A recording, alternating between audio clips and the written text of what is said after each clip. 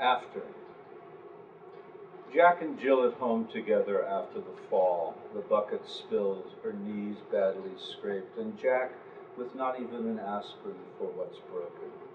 We can see the arduous evenings ahead of them, and the need now to pay a boy to fetch the water. Our mistake was trying to do something together, Jill sighs. Jack says, if you'd have let go for once, you wouldn't have come tumbling after. He's in a wheelchair, but she's still an item, for the rest of their existence confined to a little rhyming story. We tell it to our children who laugh, already accustomed to disaster. We'd like to teach them the secrets of knowing how to go too far, but Jack is banging with a soup spoon. Jill is pulling out her hair. Out of decency, we turn away, as if it were possible to escape the drift of our lives, the fundamental business of making do with what's been left us.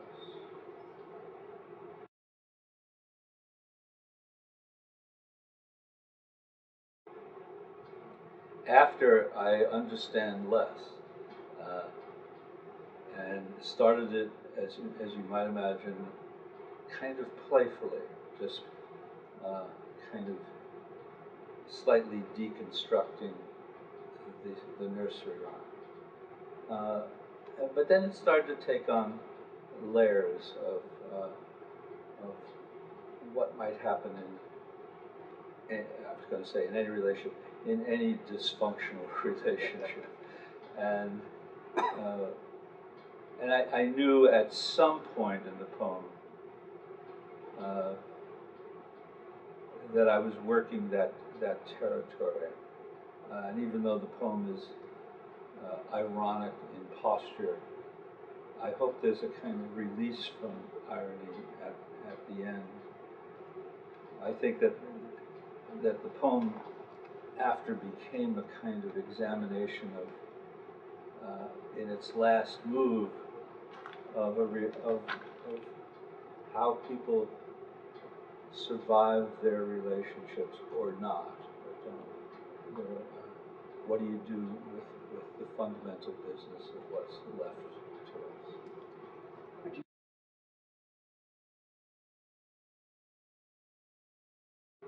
There are two kinds of poems. One that begins, that's essentially experiential, and so that the details you're drawing from in some way pre-exist the poem, so it becomes an issue of managing and orchestrating them. Then you have poems that begin with, say, imaginative constructs, the way After does. And those poems are in some way easier to find your next moment, to select, because the only reason that the next moment should occur is because it is following some interior logic or advancing some imaginative premise. The problem with experiential poems is that you might put something in because it actually happened to you, the worst reason for putting anything in. So that you have to be very judicious, more judicious in the experiential poem.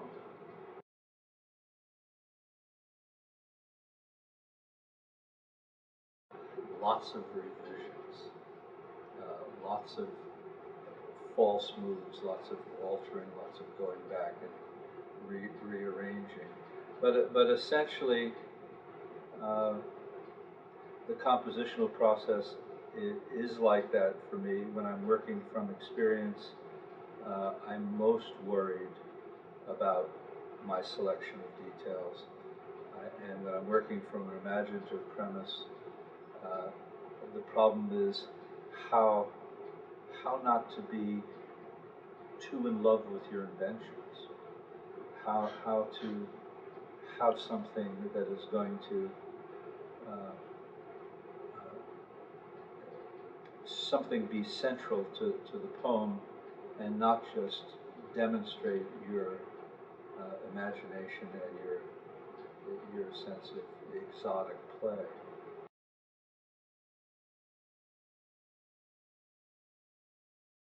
Well, I think it's true with athletics. It's true with other arts. I mean, young poets are one of the few uh, creatures of the world who actually think that because they felt something, they might be able to execute it. You can't imagine a dancer or a musician thinking like that. They would know they have to practice. Certainly, anybody who's been an athlete or say has worked in a machine shop, you gotta know your stuff. You can't make it. Or if you were a carpenter, as I allude to in one of my essays, if you can't make the door shut properly, you can't go around telling people you're a carpenter. but but a lot of poets can say they're poets without practicing. The, the metaphor, if there is such, between athletics and poetry, the way all metaphors break down if you push them too far. But the one, as far as it goes for me, is that both acts allowed me, when I was good, to be better than myself. That when you get into a good zone, shooting a basketball, say, you're doing things that in fact, the long process of playing and being in the middle of being hot permits you to do things you couldn't do. Similarly with poetry, with writing in general, when you're in the act of, you can start to say things that you could not say had you not begun the poem. I mean, there almost always, I never have the lines that I think are the good lines in a poem prior to the act of writing. They occur in the act of, and when you're good that day, you can be a little bit better than yourself.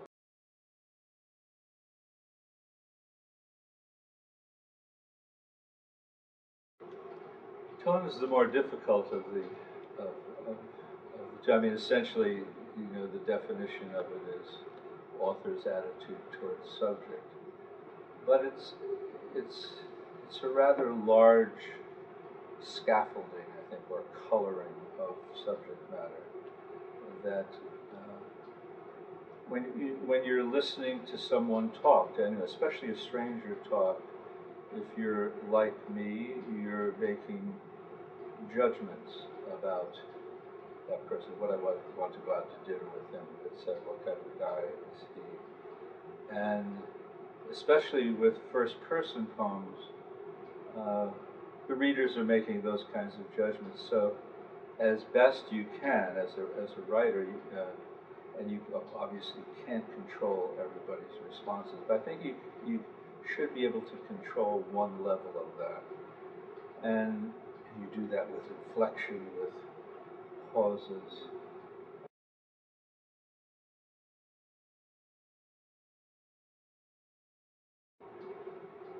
Irony, uh,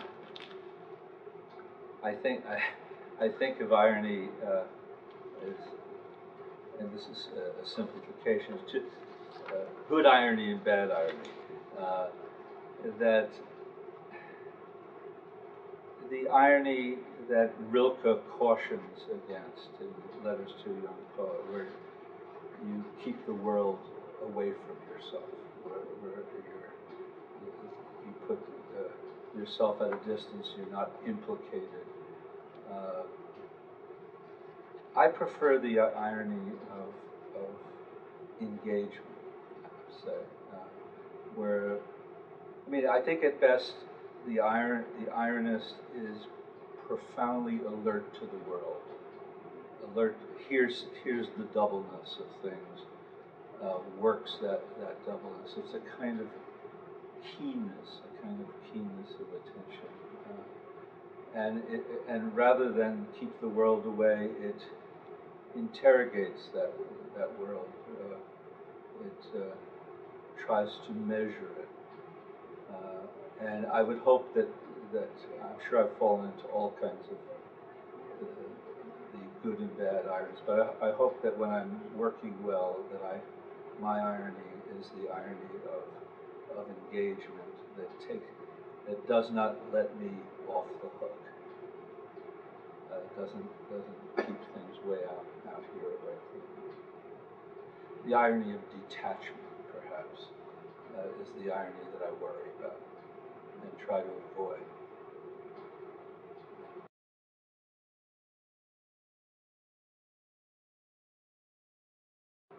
So many people grow up thinking that poetry is written in code, and the teacher knows the code, but that you could say things like, I went down to the corner store and bought a loaf of bread, and somebody will say, what does that mean? I mean, that happens a lot.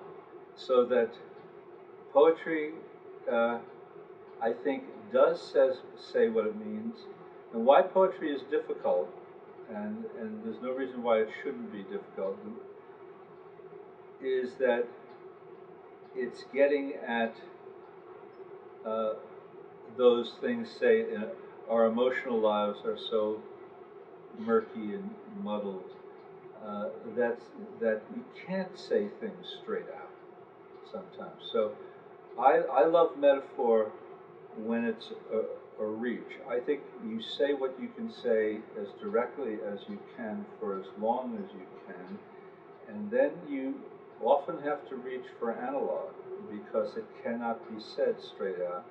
And that's where poetry enters the world of difficulty, and which will ask of its readers to be attuned, to be great listeners for tone, for irony.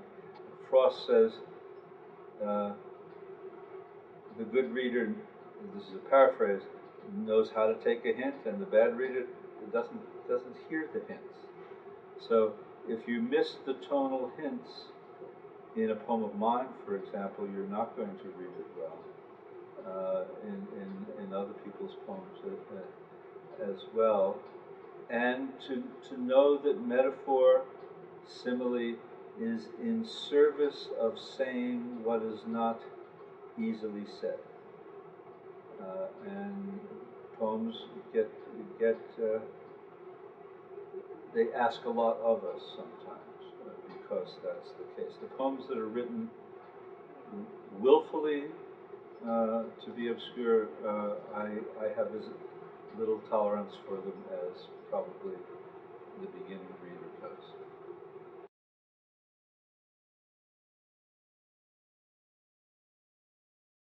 You made me think of another Auden quote that I think of as very close to what informs what I do, which Auden says, so that poetry is the clear expression of mixed feelings. And that's always seemed a noble and a high goal to achieve that. So when you were talking about direct language or simple language, it's only worthwhile if it serves complexity. I think if it's hard won, it seems to me that any kind of clarity comes from a lot of things that are muddled and need to be crossed out, and then you keep what seems to be a directness or a clarity about a certain circumstance. And if you have orchestrated your poem well, if you have an allegiance to the whole poem rather than just to moments in the poem, it should seem inevitable. It should seem, everyone should say, aha. They don't, of course, but they should.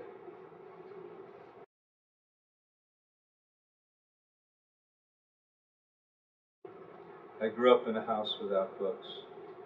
I was the first one to go to college in the family. I probably wouldn't had I not gotten a basketball scholarship. But I somehow, and I can't remember, uh, I was a reader from early on, and I was recounting all the really great books I had read before I was 18 in this essay that I wrote, but I couldn't remember who told me to read them or how it occurred. I think I had the luck of a few intelligent girlfriends, and and to keep going, and you know, it was doubly efficacious that I was reading great literature and I was also getting rewarded for having done that. My maternal grandfather, who lived in the house with us, my Jewish grandfather, did read a book almost every day, but he would get it from the pharmacy's lending library and return. There was no books on any shelves. I think we had Reader's Digest or something like that. So I don't know, but certainly that history of reading has been crucial. And I can't imagine any writer or any artist doing anything of any good without knowing some or a lot of what preceded him.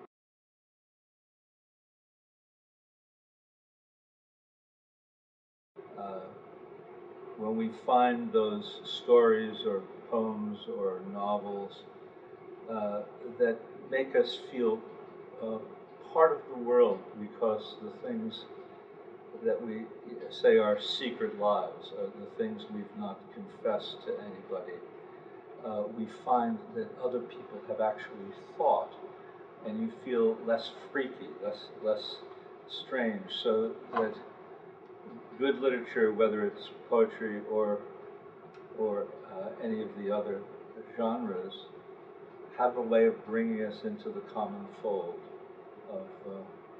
of making us part of the world, and that was part of my thrill. I was a very silent child and boy, and even grown up for a while, and I had my privacies, that I thought were peculiar to myself, and part of the thrill of a good poem, a good literature, is to see that actually other people have thought those things. I think for a long while, literature brought the world to me. And then one of the problems of becoming a practitioner as an expert is that happens less, and you start to read for other pleasures, for the moves a poet makes. How do you get from here to there? What kind of transitions? All those things. When we're writing well, we start to say what we didn't know we knew, and the poem, say, has not prepared the reader for that at all. Well, then you go back and you stitch and you put in little things that make your mind seem like it was shapely all along. And after a while, that's the kind of way I read now. But early on, for many, many years, it was essentially to get the world.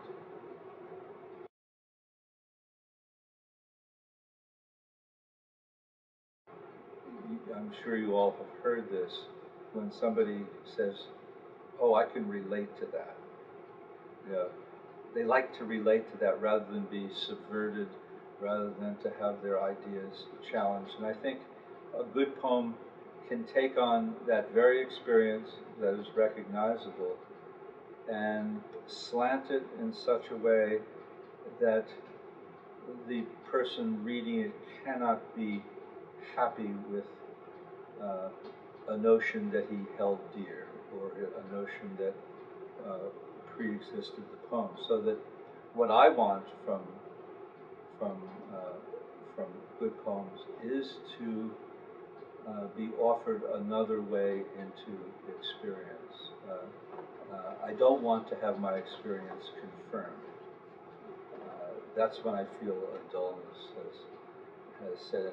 Or worse, in me, allowing myself to be flattered because they've said something that I agree with.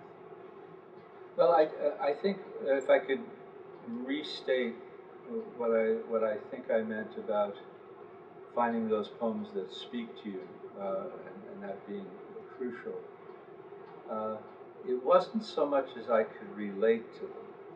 It was that they absolutely opened up my world and gave me language that I did not have.